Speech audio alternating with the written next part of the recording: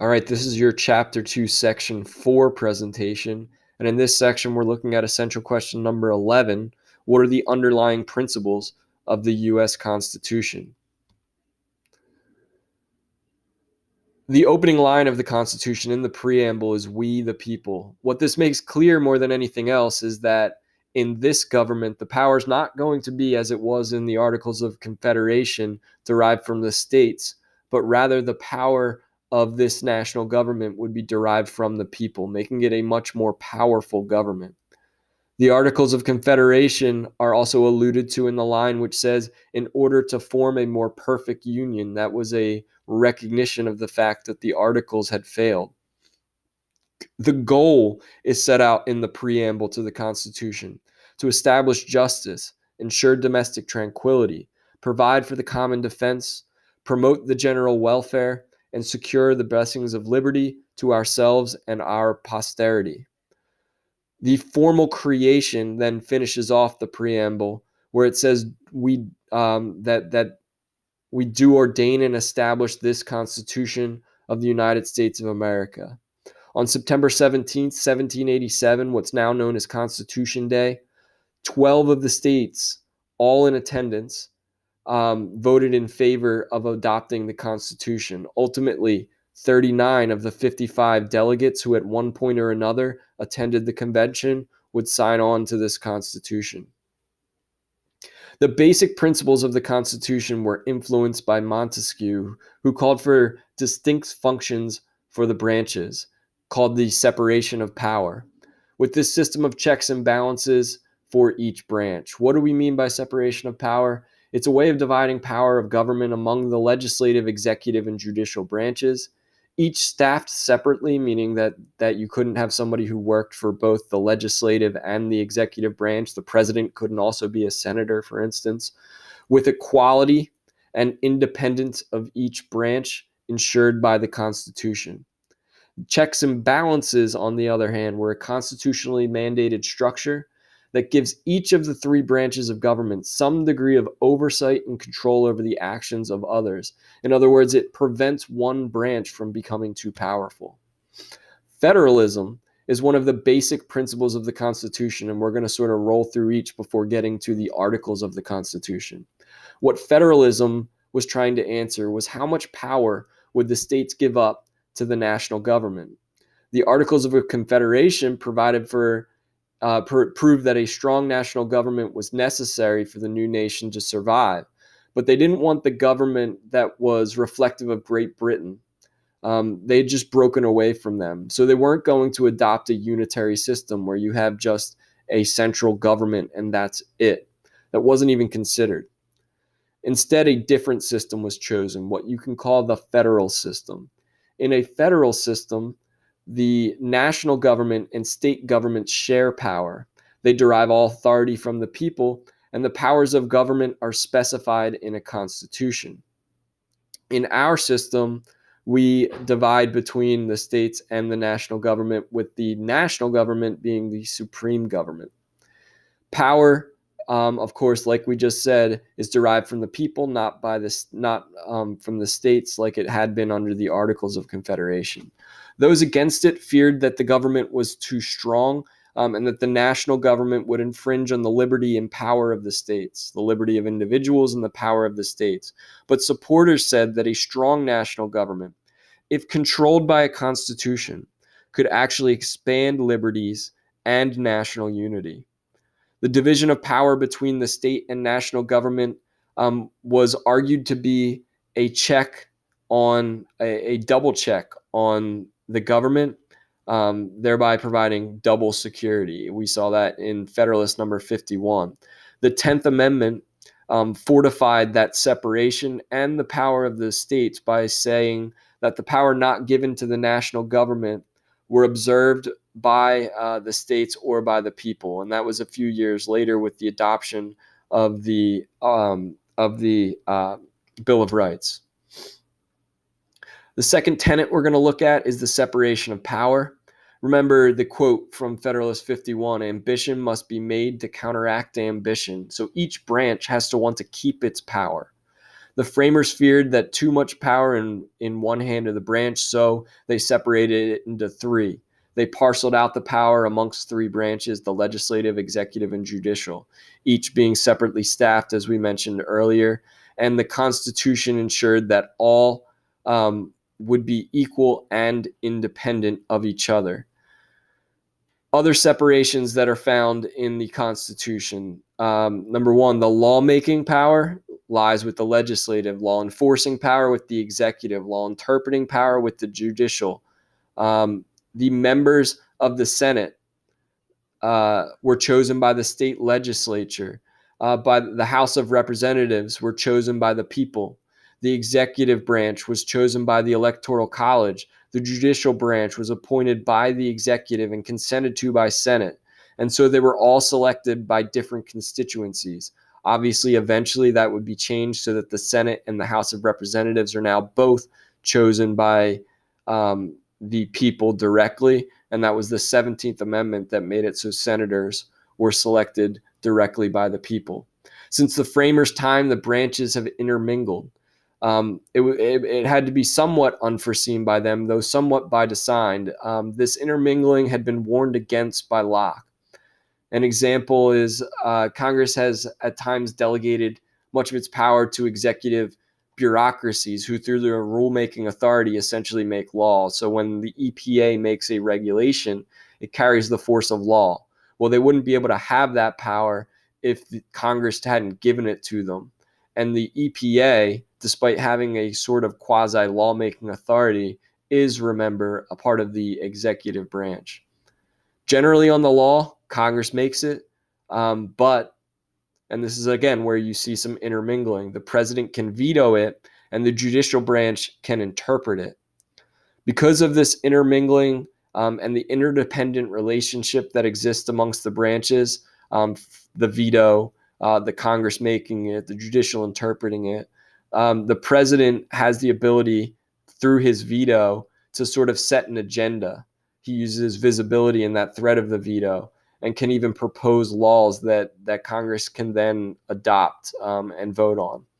And the Supreme Court is charged by many critics to be legislating through their power of judicial interpretation, judicial review, established in Marbury versus Madison. Yet another basic principle of Constitution is the idea of checks and balances. The power of each branch of government is checked or limited and balanced because the legislative, executive, and judicial branch share some authority, and no branch has executive domain over any single activity. You look back at what we just talked about with the veto power and judicial interpretation in the lawmaking authority. The legislative branch has the authority to oversee the executive through their oversight authority or to impeach them, for instance. They also, the powers of each branch, as well as the two houses, and between the state and national government, can also be used as a check on the other two branches. Article 1 deals with the legislative branch. It gives all legislative lawmaking power to Congress in a bicameral system, the Senate and the House. It also sets out qualifications for office. For instance, in the House of Representatives, they serve for 2 years. In the Senate, they serve for 6 years. It creates the methods of selection and the system for apportioning how many members of the House of Representatives each gets. That's established through the census. Article 1, Section 8 lists the powers of Congress. The enumerated power, there's 17 specific powers granted to Congress under that section. They contain key provisions that had been denied to the Continental Congress under the Articles of Confederation. For instance, the Commerce Clause allowing them to regulate between states.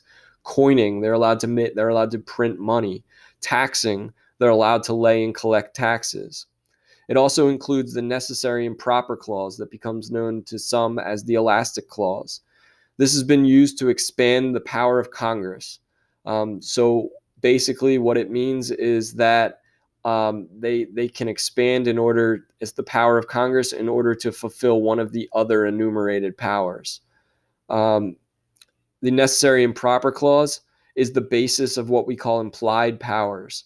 These are powers derived from the enumerated powers and the necessary and proper clause used in conjunction. The powers are not stated specifically, but are considered to be reasonably implied through the exercise of delegated powers. The Commerce Clause has most commonly been used to expand power in conjunction with the necessary and proper clause. Thereby, the Congress has used the Commerce Clause to regulate in areas that are not necessarily within their province and obvious as a part of their authority under the Constitution otherwise. Article 2 is the executive branch. It vests executive power, the power to execute laws with the president. In Section 1 uh, of, um, of Article 2 provides for a 4-year presidential term. It establishes the Electoral College, the qualifications to be president, for instance, being a natural born citizen, the mechanism to replace the president in the case of death, disability, or removal from office. And obviously, that would be fortified and specified in Amendment 25. In the next section, it sets out the powers and duties of the president, his commander-in-chief power, his power to make treaties with advice and consent of the Senate, his power to appoint executive officers and federal judges. Other sections include the State of the Union requirement. The president is from time to time to present to Congress the State of the Union. Traditionally, he does it before it's a speech before a joint session of Congress. But hypothetically, the president could also fulfill this duty through a written message to Congress. And to faithfully execute laws, to make sure that the laws that are passed by Congress are actually enforced. Section 4 provides the mechanism for removal of the president, vice president, or other officers for treason, bribery, or other crimes and misdemeanors. Article 3, the last of the three controlling the branches, establishes the Supreme Court and its jurisdiction. Which kind of cases can it hear? In a compromise between the small and large states, Congress was permitted but not required to establish lower national courts, and it, of course, did so. Currently, we have district courts, and then we have 13 what are called courts of appeal. They used to be called circuit courts. And then finally, the Supreme Court, the only court that is required by the Constitution. This branch has the power of judicial review. If there was any question of that, that question was put to bed in the case Marbury versus Madison. These Supreme Court justices have a lifetime appointment, presuming good behavior. They are also subject, like the vice president and the president, to the impeachment process. Congress can't lower salaries while in office.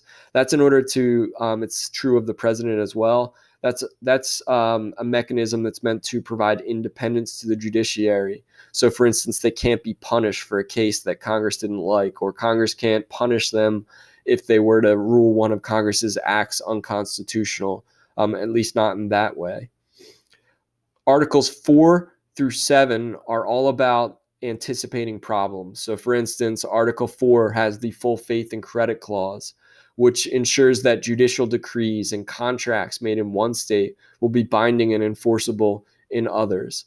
It also includes a mechanism for admitting new states. So they're anticipating eventual problems that might arise and trying to find a solution that's going to fortify a national government and make sure that the states don't all run back into their corners away from the national government. Article 5 includes the process for adding formal amendments to the Constitution. So far, there have been 27, but there have only been 17 since 1791 with the adoption of the Bill of Rights. This process was successfully used right away. Article 6 includes the Supremacy Clause, which provides that the Constitution, the laws of the United States, as well as all treaties, are to be the supreme law of the land, meaning that they have the preemption power. Any legitimate exercise of national power supersedes any state laws or actions. So if the national law and the state law conflict, the national law wins every time, or a treaty by the national government will win every time, or even executive agreements at times, but that gets a little tricky. And then Article 6 included the prohibition of religious tests. It said no religious tests can be required to hold office in the U.S. government. This eventually will be strengthened by the church and state requirements, separations in the First Amendment, the Establishment Clause, the Free Exercise Clause, etc. And then finally, Article 7 provides the procedures for ratification of the Constitution. In order for the Constitution to become the supreme law of the land, they needed 9 of the 13 states to ratify, and that will be the subject of our next section.